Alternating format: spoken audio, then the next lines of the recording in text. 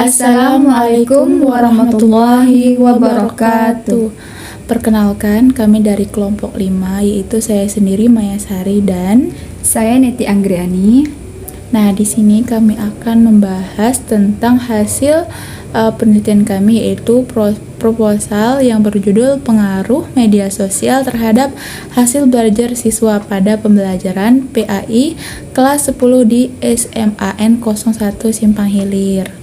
Nah, terima kasih juga kepada kami, yaitu kepada Ibu Andina Nurul Wahida MPD yang telah membimbing kami sehingga terselesaikannya hasil proposal ini.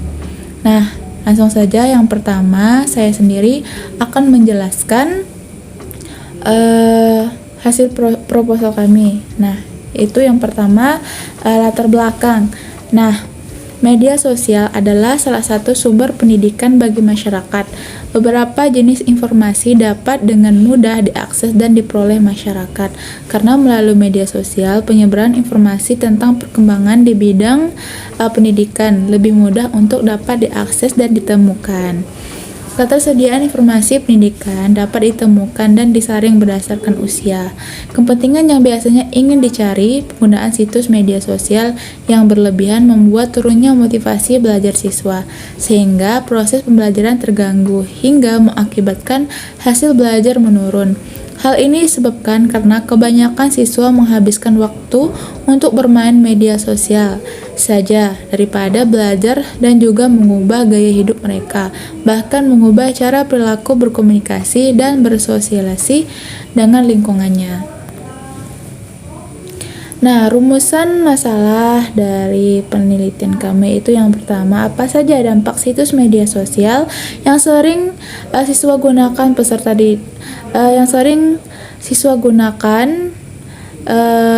kelas 10 di SMAN 01 Simpang Hilir. Yang kedua, bagaimana pengaruh penggunaan media sosial terhadap hasil belajar peserta didik kelas 10 di SMAN 01 Simpang Hilir. Nah, tujuan penelitian ini itu untuk mengetahui apa saja dampak situs penggunaan media sosial terhadap peserta didik kelas 10 di SMAN 01 Simpang Hilir. Yang kedua, untuk mengetahui apa saja dampak dari penggunaan media sosial terhadap hasil belajar peserta didik kelas 10 di SMAN 01 Simpang Hilir. Selanjutnya, manfaat penelitian. Nah, manfaat penelitian terbagi atas dari dua bagian, yaitu yang pertama manfaat teoretik. Nah, manfaat teoretik ini dibagi menjadi dua, yaitu yang pertama untuk menambahkan pengetahuan dan wawasan mengenai pengaruh penggunaan media sosial terhadap hasil belajar siswa pada pembelajaran PAI. Yang kedua, menambah informasi mengenai pengaruh dari penggunaan media sosial pada pembelajaran PAI untuk penelitian waktu yang akan datang. Nah, yang kedua, manfaat praktis. Nah, manfaat praktis ini terbagi menjadi dua, yaitu bagi orang tua sebagai bahan evaluasi informasi dan masukan agar selalu memantau anaknya dalam penggunaan media sosial. Yang kedua, bagi guru. Nah, bagi guru sebagian bahan informasi dan evaluasi agar meningkatkan prestasi hasil belajar siswa dalam pembelajaran PAI. Selanjutnya, kajian teori. Nah, media sosial adalah medium di internet yang memungkinkan pengguna merepresentasikan dirinya maupun berinteraksi, bekerja sama, berbagi, berkomunikasi, dan membentuk ikatan sosial secara virtual. Karakteristik umum yang dimiliki setiap media sosial yaitu adanya keterbukaan dialog antar para pengguna. Selain itu, media sosial juga menyediakan dan membentuk cara baru dalam berkomunikasi. Nah, macam-macam media sosial. Nah, yang pertama itu Facebook. Nah, Facebook atau yang sering disebut dengan FB merupakan networking jejaring sosial yang didirikan oleh Mark Zuckerberg pada tanggal 14 Februari 2004. Pada awalnya, keanggotaan Facebook dibatasi. Akhirnya, pada tanggal 11 September 2006, Facebook resmi dibuka untuk umum dengan email apapun. Sedangkan yang kedua itu WhatsApp. Nah, WhatsApp ini atau WhatsApp Messenger adalah aplikasi pesan untuk ponsel cerdas. WhatsApp Messenger merupakan aplikasi pesan lintas platform yang memungkinkan kita bertukar pesan tanpa pulsa karena WhatsApp Messenger menggunakan paket data atau internet. Selanjutnya, karakteristik media sosial. Nah, yang pertama itu jaringan atau network. Media sosial memiliki karakter jaringan. Media sosial terbangun dari struktur sosial yang terbentuk di dalam jaringan atau internet. Yang kedua, informasi atau information. Di media sosial, informasi menjadi komoditas yang dikonsumsi oleh pengguna. Komoditas tersebut pada dasarnya merupakan komoditas yang diproduksi dan didistribusikan antar pengguna itu sendiri. Yang ketiga, arsip. Bagi pengguna media sosial, arsip menjadi sebuah karakter yang menjelaskan bahwa informasi telah tersimpan dan bisa diakses kapanpun dan melalui perangkat apapun. Dan yang keempat, interaktif. Nah, karakter dasar media sosial adalah terbentuknya jaringan antar pengguna. Dan selanjutnya adalah dampak penggunaan media sosial. Nah, dampak media sosial ini terbagi menjadi dua. Yang pertama, dampak positif dan dampak negatif. Dampak positif yaitu memperluas jaringan pertemanan. Mereka bisa memperluas jaringan pertemanan seluasnya karena tidak dibatasi oleh wilayah. Anak-anak dan remaja bisa menjadi lebih mudah menjalin pertemanan dengan orang lain di seluruh dunia, meskipun sebelumnya pernah bertemu secara langsung. Dan yang kedua yaitu dampak negatif. Nah, dampak negatifnya yaitu remaja menjadi kecanduan untuk menggunakan jejaring sosial tanpa tahu. Kebanyakan apabila seorang remaja menggunakan jejaring sosial, mereka bisa saja berjam-jam untuk menggunakannya dan mereka lupa waktu untuk belajar sehingga waktu belajar menjadi berkurang. Baiklah, selanjutnya akan dijelaskan teman saya yaitu Neti Anggriani. Baiklah, Assalamualaikum warahmatullahi wabarakatuh. Di sini saya akan melanjutkan hasil pemaparan dari rekan saya yaitu Maisari. Yang selanjutnya hasil belajar, di mana yang pertama yaitu pengertian belajar. Madeline berpendapat bahwa belajar adalah suatu perubahan tingkah laku yang relatif permanen sebagai hasil dari pengalaman. Selanjutnya dalam konteks sekolah, belajar adalah suatu proses usaha yang dilakukan siswa untuk memperoleh suatu perubahan tingkah laku secara keseluruhan sebagai hasil pengalaman siswa sendiri dalam interaksi dengan lingkungannya. Nah, yang kedua yaitu pengertian hasil belajar. Hasil belajar siswa dipengaruhi oleh dua faktor yaitu faktor internal dan faktor eksternal siswa. Faktor internal siswa diantaranya meliputi gangguan kesehatan, cacat tubuh, faktor psikologis, inteligensi, minat belajar, perhatian, bakat, dan motivasi, kematangan, dan kesiapan peserta didik. Dan faktor kelelahan. Sedangkan faktor eksternal yang mempengaruhi proses dan hasil belajar siswa meliputi faktor keluarga, sekolah, dan masyarakat. Penelitian ini mengkaji salah satu faktor internal yang mempengaruhi hasil belajar yaitu minat belajar. Nah, selanjutnya yaitu faktor yang mempengaruhi hasil belajar.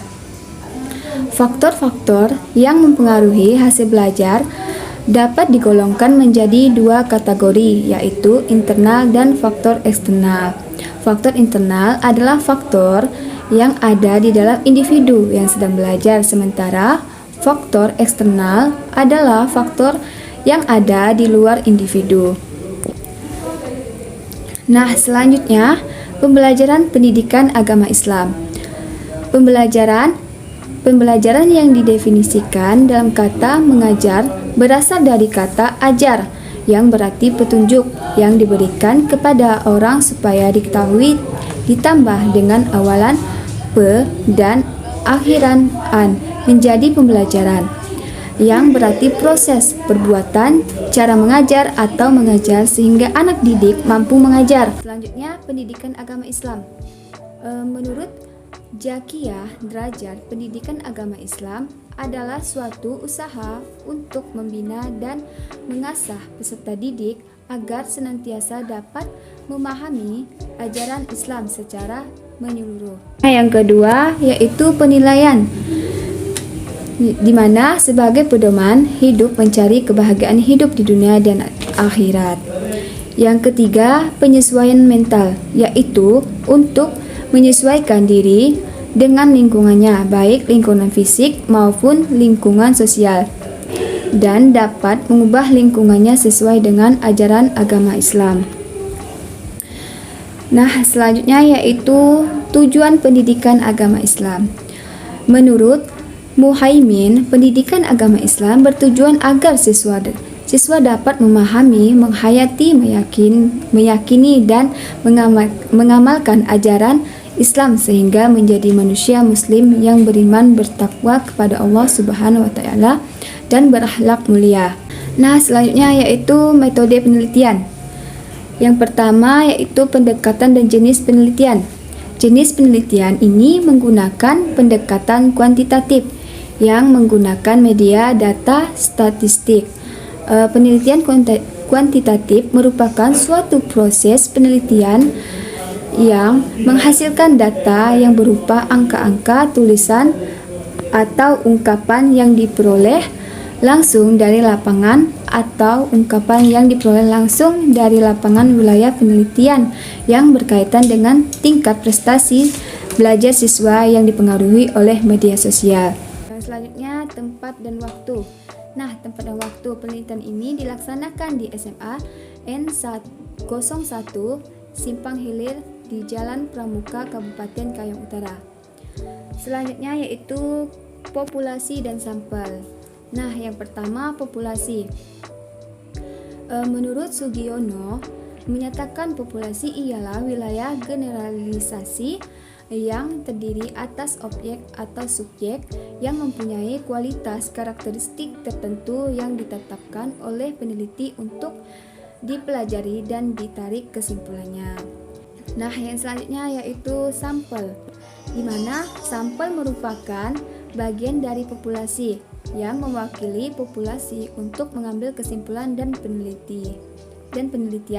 Sampel merupakan jumlah karakteristik yang dimiliki oleh populasi, misalnya karena keterbatasan dana, tenaga waktu, maka penelitian dapat menggunakan sampel-sampel yang diambil dari populasi itu.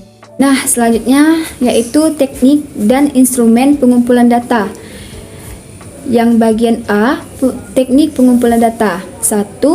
Observasi. Observasi yaitu pengamatan langsung pada lokasi penelitian yang berkenaan dengan hal-hal yang ada relevansinya dengan penelitian seperti kondisi penelitian, sarana dan prasarana, deskripsi wilayah penelitian dan siswa di SMAN 01 Simpang Hilir. Kedua yaitu angket, di mana angket adalah daftar pertanyaan yang diberikan kepada orang lain dengan maksud agar orang yang diberi tersebut bersedia memberikan respon sesuai dengan permintaan pengguna.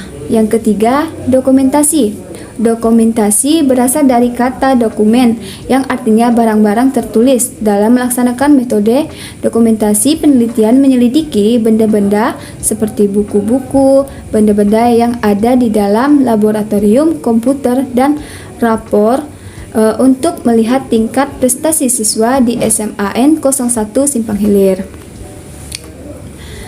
Nah, yang bagian B, instrumen pengumpulan data. Menurut Ari Kunto, tahun 2000, halaman 134, instrumen pengumpulan data adalah alat bantu yang dipilih dan digunakan oleh penelitian dalam kegiatan pengumpulan data agar kegiatan tersebut menjadi sistematis dan dipermudah. Nah, yang selanjutnya yaitu teknik analisis data. Teknik analisis data dalam penelitian kuantitatif digunakan untuk menjawab rumusan masalah atau menguji hipotesis yang telah dirumuskan. Data yang bersifat kuantitatif Maka teknik analisisnya menggunakan metode statistik. Penelitian ini ialah menggunakan analisis regresi linear. Analisis regresi sederhana digunakan untuk mengamalkan atau memprediksi besarnya nilai variabel tak bebas. Mungkin itu saja yang dapat saya jelaskan dan rekan saya jelaskan. Kurang lebihnya kami mohon maaf. Wassalamualaikum warahmatullahi wabarakatuh.